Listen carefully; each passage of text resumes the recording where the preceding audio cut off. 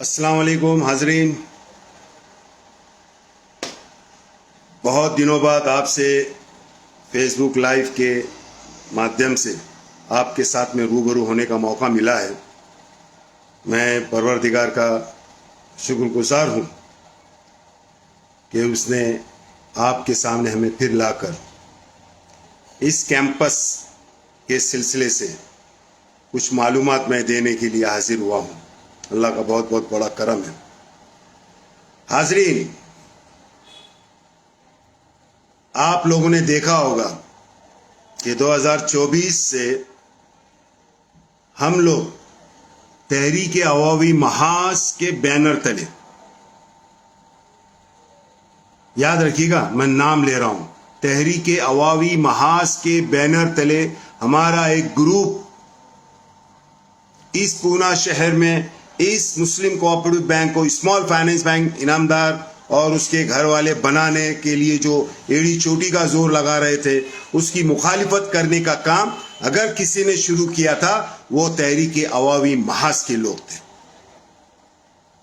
जब हमने दोबारा 2024 में इसके सिलसिले से काम शुरू किया, सबसे पहले हमने इकबाल सर की लीडरशिप के अंदर स्मॉल फाइनेंस बैंक की मुखालिफत की। इकबाल सर का इंतकाल हुआ है। उसके बाद 2024 में हमने फिर से तहरीक अवामी महाज को, तहरीक अवामी महाज के बैनर तले इस मुस्लिम कोऑपरेटिव बैंक को स्मॉल फाइनेंस बैंक नहीं होने देना, उसके लिए हमने पहल की थी। और उसके मेंबरान कौन कौन थे? हम थे, जब्बार भाई थे, नज़ीर काजी थे, रफीक भाई रोडे वाले थे, अब्दुल वहाब साहब थे, इमरान बीजापुरी थे, उनके साथ में देसाई आते, उनके साथ में वो थे, और हमारे बहुत सारे ओहदेदारान, मैं जिनके नाम लूँ तो बहुत लंबी लिस्ट हो जाएगी। मैं वो कागज आपके सामने बताने की कोशिश कर रहा हूं। ये देखो, ये सब ये कागजात हमने आप लोगों को बताए थे। देखिए ये कागजात, ये साकार आयुब के आप देख सकते हैं कितने कागजात हैं।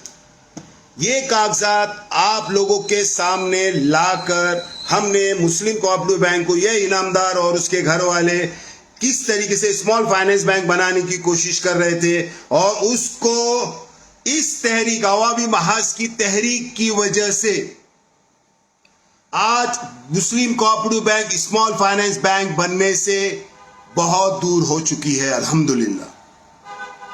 यह आवाज किसकी थी? तहरीक अवामी महाज की थी। ये मेरी आवाज नहीं थी। ये जो मैं बोलता हूं आप लोग के सामने, मुझे मेरे तहरीक अवामी महाज के सभी ओहदेदारान का पूरा पाठिंबा होता था। उसकी वजह से हम आपके सामने आते थे। बैंक का हो गया मामला, अल्लाह के करम से डिविडेंड शुरू हो चुका है। बैंक तरक्की की राह पे, सत्ता का बदल हुआ है वहां पर, और बैंक तरक्की की राह पे जाना शुरू हो चुकी है।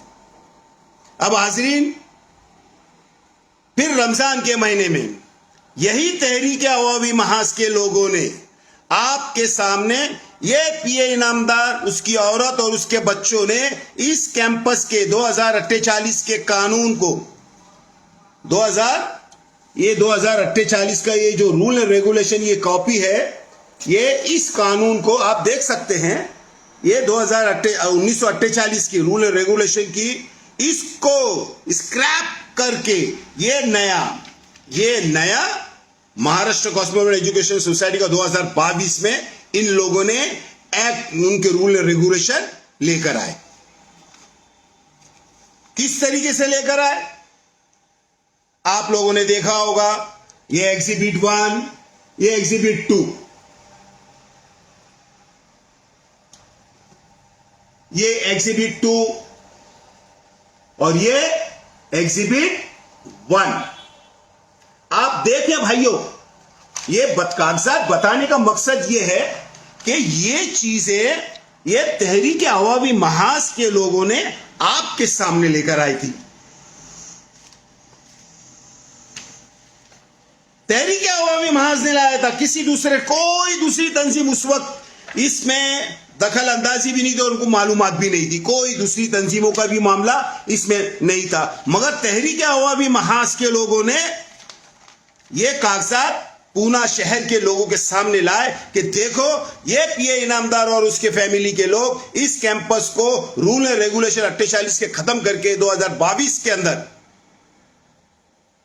नए रूल एंड रेगुलेशन लाके इस कैंपस के ऊपर अपना फैमिली का पूरा कब्जा करने के लिए इन लोगों ने एड़ी चोटी का जोर लगा दिया था। अभी आप एग्जिबिट 1 पढ़ेंगे, आपके सामने आने का मकसद मेरा आपके सामने आने का मकसद यह है कि अगर आप एग्जिबिट 1 पढ़ेंगे और उसमें आप ये रूल एंड रेगुलेशन पढ़ेंगे तो उसमें साइन किसके हैं ये देख लीजिए, चेयरमैन कमिश्नर के। यहां पर देखो ये नक्कल दी हुई है, ये सब दिया हुआ है। ये देखो धर्मदायक उपाध्याय उपाध्याय। मैं आप लोगों के सामने ये चीज बताने के लिए आया हूं कि देखिए यहां पर 33 नंबर का रूल एंड रेगुलेशन एग्जिबिट 2 के अंदर लिखा हुआ है। क्या लिखा हुआ है आप देखो सब। This rules and regulation shall come to effect from the date on which they are passed by general body member। आप समझ सकते हैं इसको क्या चीज है ये।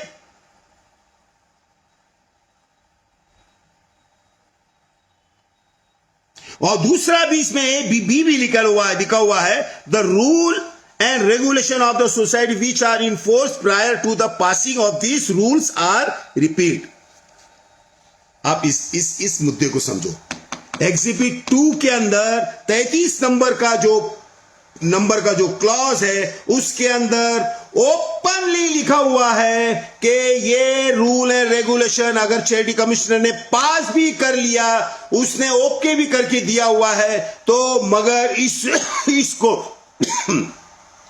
इसको ये एग्जिबिट 1 और एग्जिबिट 2 जो रूल रेगुलेशन इन्होंने पास किया हुआ है, इसको जनरल बॉडी बोर्ड की general body member MC society की जनरल बॉडी के अंदर इसको पास करा के लिए बगैर आप इसको इंप्लीमेंट नहीं कर सकते।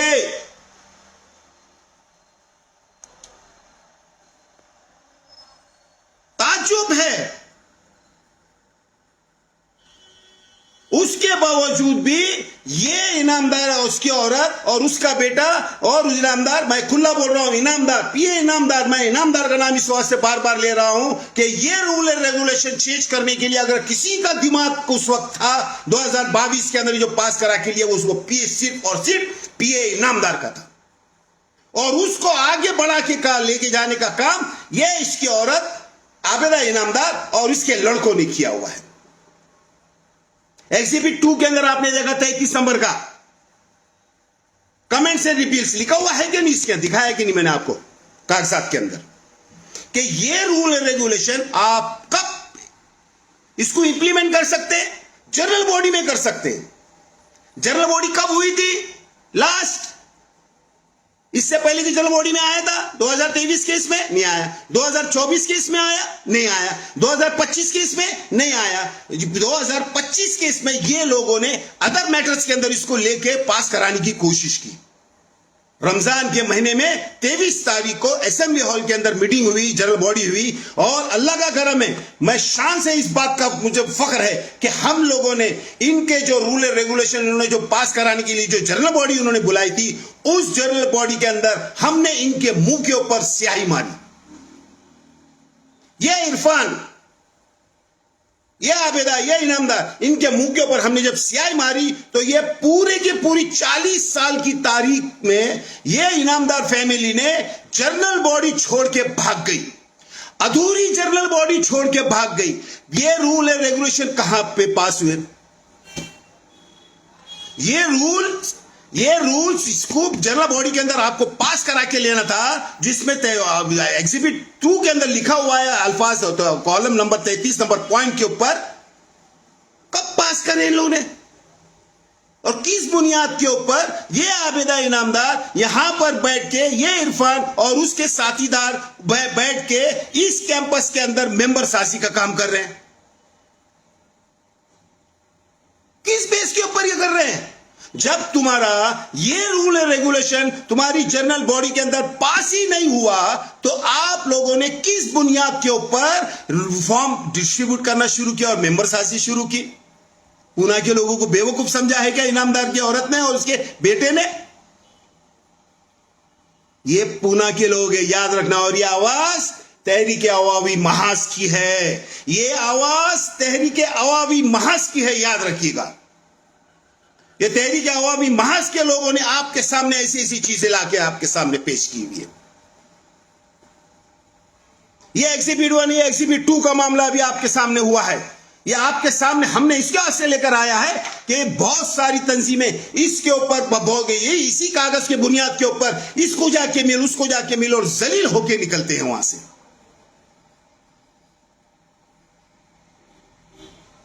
हमारी तहरीक ने जो काम किया था इस मुस्लिम कोऑपरेटिव बैंक को, ये तहरीक अवामी महाज की तहरीक की वजह से वहां पर सत्ता का पलट हुआ है,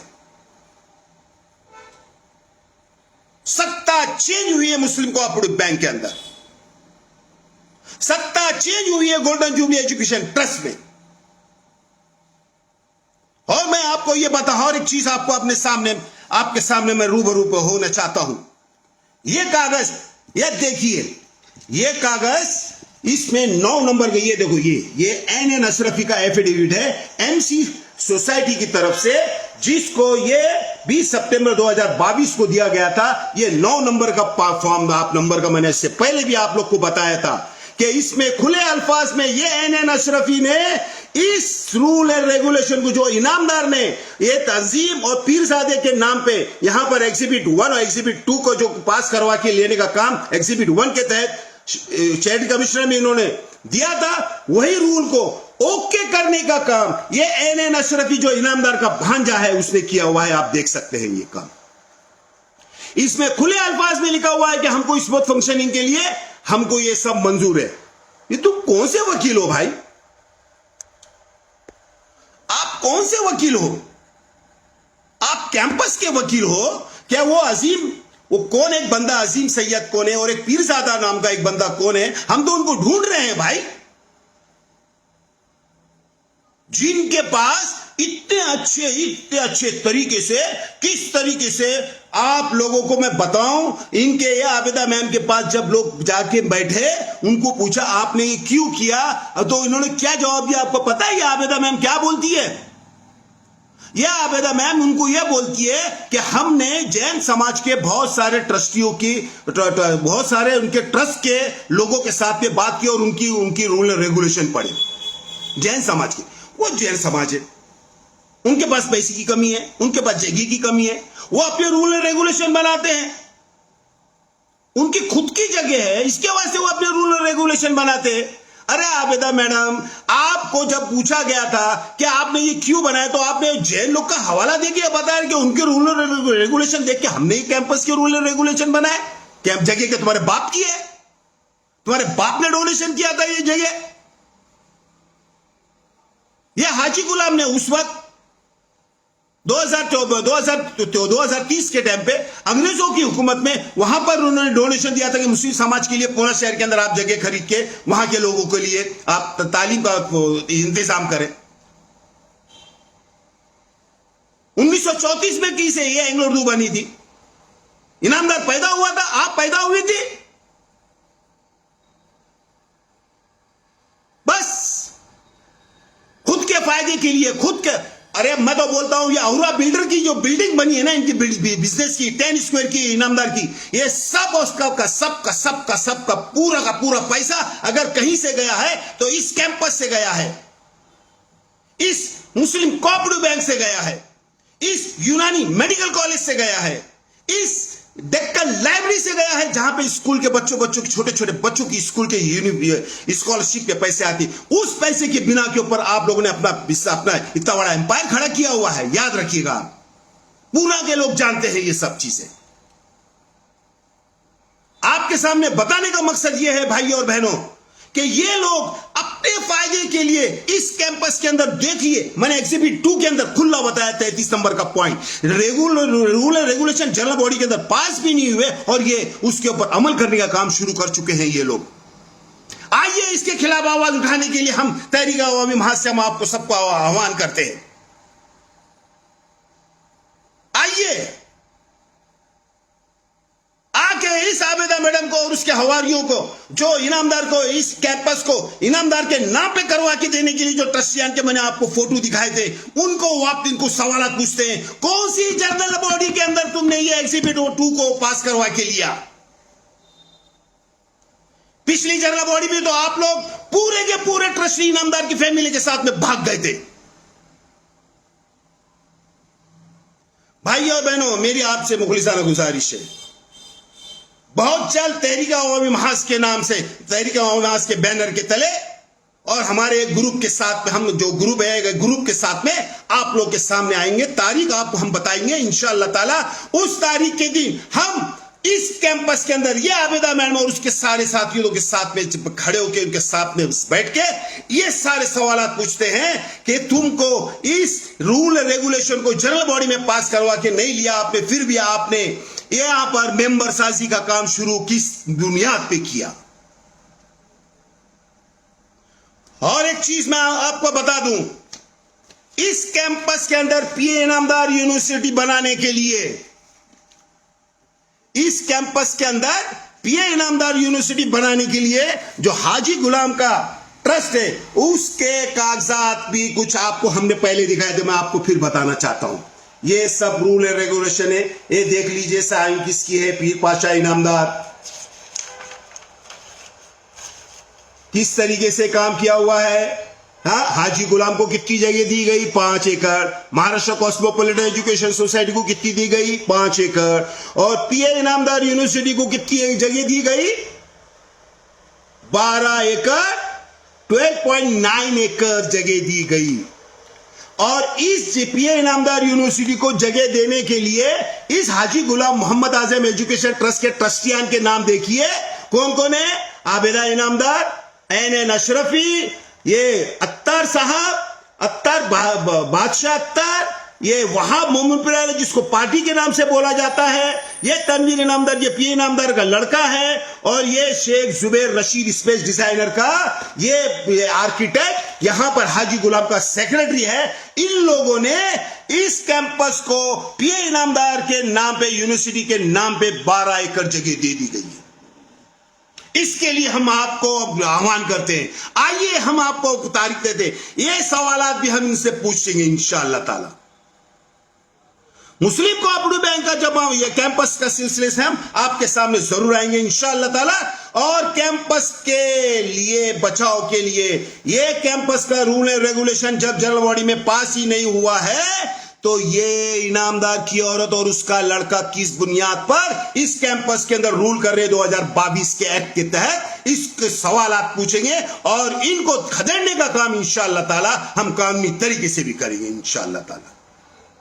हाजरीन, मुस्लिम कोऑपरेटिव बैंक के सिलसिले से मैं आपको बताना चाहता हूं, मुस्लिम कोऑपरेटिव बैंक के अंदर ये जो ग्रुप बैठा हुआ है, ये पीए इनामदार के अगेंस्ट के अंदर आके उसके खिलाफ इलेक्शन लड़ के इस कैंप बैंक के अंदर रूल कर रहा है। मगर कुछ हजरात उनको पोस्ट मिली, जैसे ही सत्ता में आए उनको पोस्ट मिली, फट करके उनके एडवर्टाइजमेंट के ऊपर पीए इनामदार का फोटो। ये कौन सी खेल है भाई? पूना के लोग क्या बेवकूफ है क्या? जिस इनामदार के खिलाफ आप बैंक के अंदर सत्ता के अंदर आए और उसको बाजू में करके उसके खिलाफ वोट करके सब कुछ तुमने किया, और बैंक के अंदर सत्ता में आने के बाद जब आपको पोस्ट मिलती है तो आपके पेपर के एड के अंदर आप पीए इनामदार का नाम डालते। वो पीए इनामदार जिसने इस मुस्लिम कोऑपरेटिव बैंक को स्मॉल फाइनेंस बैंक बनने के लिए 2018 से काम शुरू किया, जब से हम उसकी मुखालिफत कर रहे हैं। 2024 में हमने आपके सामने ये कागजात लेकर आए, आपने इस कागजात को दिखा के बैंक की बोर्ड की मीटिंग के अंदर अपना ग्रुप अलग बनाया और स्मॉल फाइनेंस बैंक आपने बना से रोकी। हमें इस बात का फक्र है, हमें इस बात का फक्र है कि आप लोगों ने एक करप्ट अपने नाम पे बैंक करके लेने वालों के खिलाफ आपने जद्दोजहद की और आप उसमें कामयाब रहे, मगर वही बंदा फिर आप सत्ता में आए, उसका फोटो आपके साथ में। जो बंदा बैंक को खत्म करवाना चाहता है तो आपकी डायरेक्टरशिप ले लेना चाहता था, उसको ही आप अपने बैनर के अंदर लाते।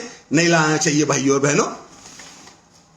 उनके लिए जो हजरात जो ये समझते हैं कि मैं बहुत बड़ा हूं, या मैं बहुत बड़ा नेता हूं, या मैं ये गुमान में है कि मैं बहुत बड़ा आदमी हूं, मैं उसके पत्ते बिछा सकता हूं, मैं ये कर सकता हूं, हम इस कैंपस के अंदर, इस बैंक के अंदर हम रिसीवर बिठा के अपने एडॉप्ट करके हम अपने लोगों को यहां पर बैंक के अंदर बिठा सकते हैं। हलवा नहीं है भाई। मैं उन लोगों के लिए, और ये इनामदार है ना, ये पीए इनामदार, उसके लिए मैंने एक नज्म लेकर आई है आप लोग के सामने, सुनिए आप लोग उसको। और आप लोग सोचिए, जो इनाम दो दोनों हाथ में लड्डू लेकर इस पूना शहर के अंदर फिर रहे हैं, सुने आप। कभी इसका चेहरा गुलाब हुआ करता था, सबकी नजरों का वो एक ख्वाब हुआ करता था।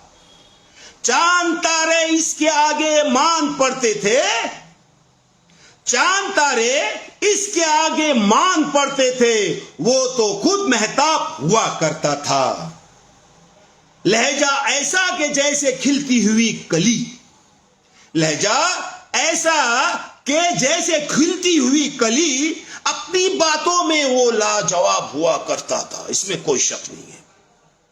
ये पीए इनामदार के लिए और उसको अपने साथ में लेके चलने वालों के लिए भी है। फिर अब आइए मुद्दे के ऊपर, इस नज़म के ऊपर, इस शेर आपके सामने पेश कर रहा हूं मैं। फिर यूं हुआ इसे इश्क हो गया किसी से, फिर यूं हुआ इसे इश्क हो गया किसी से, दौलत लफ्ज जिसके लिए मजाक हुआ करता था। फिर टूट के बिखरा, सुने गौर से, फिर टूट के बिखरा ऐसा के संभल न पाया, फिर टूट के बिखरा ऐसा के संभल न पाया, वो जो अपनी आप मिसाल हुआ करता था। आखिरी शेर सुनिए आप लोग गौर से। अब तन्हाई के अंधेरों में कहीं गुम है, अब तन्हाई के अंधेरों में कहीं गुम है, वो एक शख्स जो आफताब हुआ करता था। इस नज्म को समझें और अपने लाइन ऑफ एक्शन को आप सही करें।